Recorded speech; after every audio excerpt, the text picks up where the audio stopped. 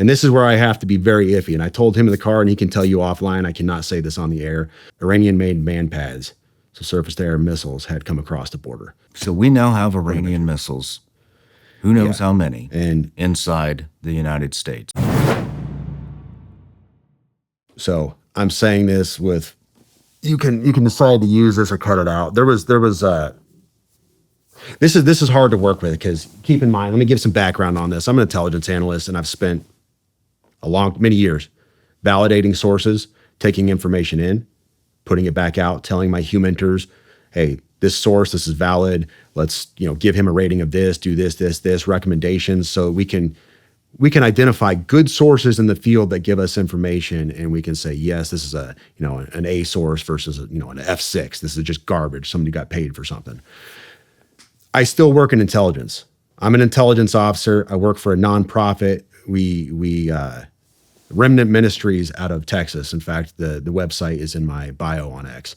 I work for Dr. Pete Chambers, Green Beret, and we were involved in counter-human trafficking, along with just providing ministry to all kinds of stuff. Border operations. Most recently, we've been involved in West North Carolina a great deal. And we had some confirmed reporting through two solid sources.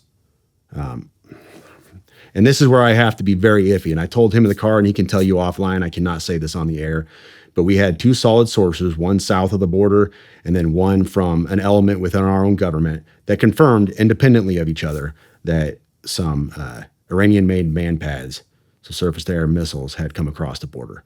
We had the location and everything else. Well, Doc, that's what he goes by, Doc Chambers, he put this out on a podcast, and I was very emphatic, like, this is not stuff that I like to put on social media. Mm-hmm. I'm an intel guy by trade. This stuff is not for social media consumption. We got this to Secret Service. We did the whole gamut and got everything pushed to them, and that's why Trump was pushing a lot of this stuff out when he was, because we had told the Secret Service, and they had the reporting and everything else.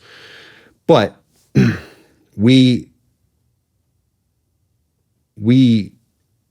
have not, to my knowledge, have not recovered those man pads. Now, I'm not privy to that, but what I do know we have done is we have apprehended the couriers on a second run of theirs, and we have local law enforcement got together with federal law enforcement and rolled up the safe house in, I will not say that on this show, but they rolled up the safe house where it was, and we have since identified what that issue was on the border.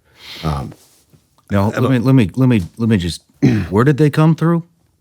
They came through an actual point of entry, in a legal point of entry along the border. I'd have to pull up the original reporting, but we had the actual.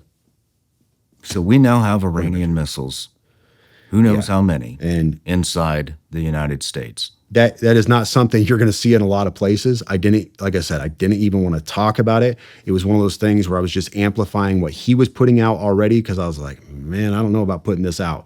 But it was something we found was pertinent, because at the time, Trump was still campaigning. He was flying around, and there was the reports were their intent was to take down Trump's airplane. So at the time, Secret Service switched things up a bit, and allegedly, from what I've told, they started flying him around on charters for a while until they could identify and kind of mitigate that threat. But that was the reporting stream that was coming out at the time. Feds handled it, off my plate. I mean, I'm with you on the not releasing certain things on social media. I understand that, but on the other hand, it seems to be the only way to demand any type of accountability or get this and force FBI, Homeland, whoever else is involved to dive into this shit and actually take part. And that's what we've been doing here on the show with Scott Mann, retired Lieutenant Colonel Green Beret, Sarah Adams, former agency targeter. We brought on Legend, who's an Army intelligence guy who goes by Legend because he doesn't want to reveal his name because he still is very involved. And we even went all the way to Vienna to interview Commander Massoud, the leader of the National Resistance Front in Afghanistan. And we've been talking about this stuff for a year.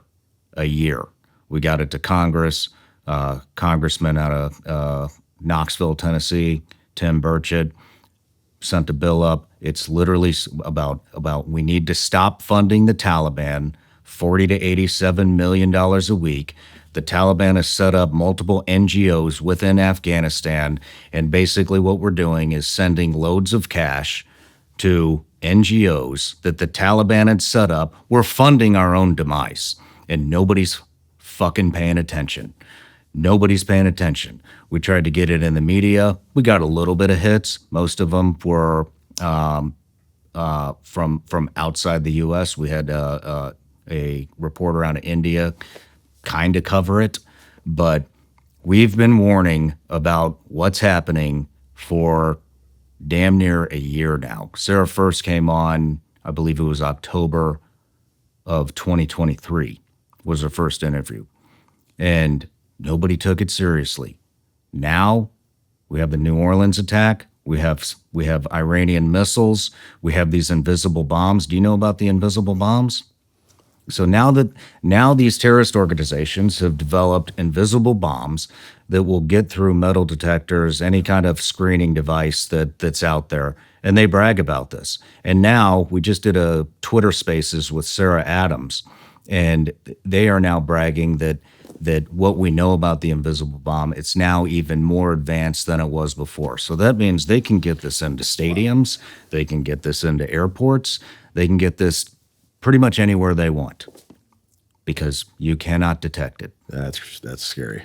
Yeah. Great. So, for the people out there, look, there's no stopping what's here. You cannot stop this. Nope. You can't roll it back. Not you can't with put what the genie we back have in the bottle. already in here. We have sleeper cells. Yep. We're already getting reports that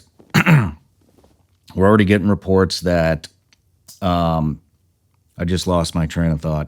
Oh, we're already getting some reports that there may be a bit more involved in the Louisiana, New Orleans attack that they're not releasing. We also, I'll tell you this, there's a group of people flying around and basically briefing up different departments, governors about what's coming, how to deal with it in their communities. There are deputies in New Orleans who put in requests for training on how to take care of a threat like this, and those fucking requests were denied. They were denied. And so what I basically want to say is it's going to be a bloody 2025. I think that's very obvious. And so for those of you that are looking for something to do and if finally come to the realization that our government is failing us, here's what you need to do. You need to get with your local communities. You need to, especially schools. Schools are very vulnerable no matter how many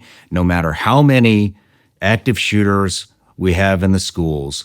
The infrastructure that's been put in, which is minimal to none, a lot of schools still have none.